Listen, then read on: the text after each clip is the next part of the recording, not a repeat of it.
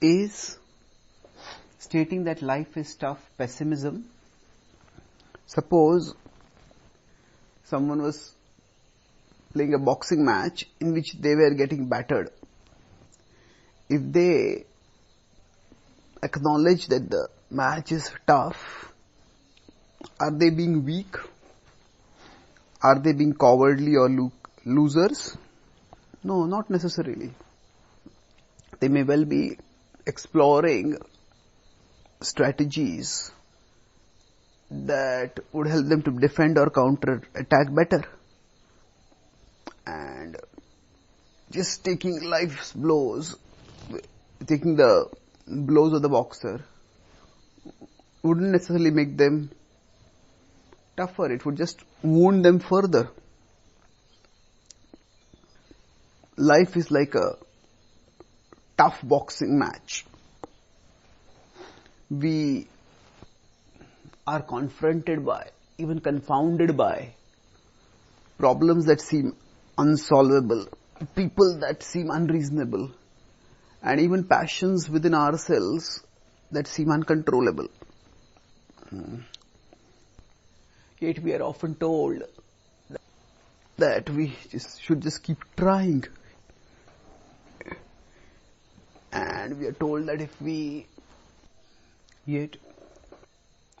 we point out how tough life is, we are often told, don't be so weak, don't be such a loser.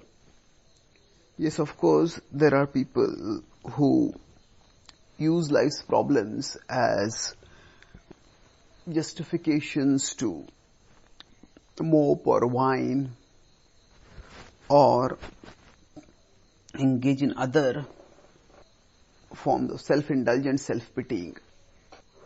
But acknowledging that life is tough and is battering us is not necessarily justification for going in that direction.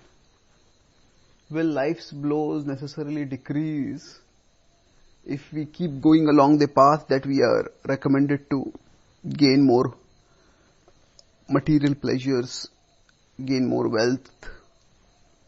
Not necessarily, because all these increasingly fixate our consciousness in the very things that are the sources of our distress. What then is the alternative? The Bhagavad Gita points to such an alternative when it declares first, candidly, that this world is a place of distress, and then urges us to spiritualize our consciousness. Anityam sukham lokam imam prapya bhajasva mam. The Gita doesn't recommend or condone self-pity or any such wallowing in emotional negativity. They are firmly called as symptomatic of profound ignorance. When the Gita urges us to spiritualize our consciousness, what it means is that life's blows are felt, life's blows hit primarily material things, and the more we are invested in material things, the more we suffer.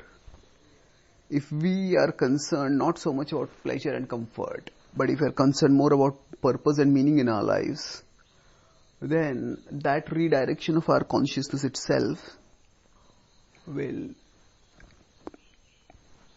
toughen us, will make life's blows more bearable, because we have something worthwhile we are progressing towards through the problems we are going through. And that outer toughness, that inner toughness, which is in the form of a consciousness concentrated on spiritual purpose, is one of life's greatest strength. And that comes when we begin by candidly acknowledging life's outer toughness. So to summarize, acknowledging that life is tough doesn't have to make us weak. It can propel us on a spiritual journey that makes us strong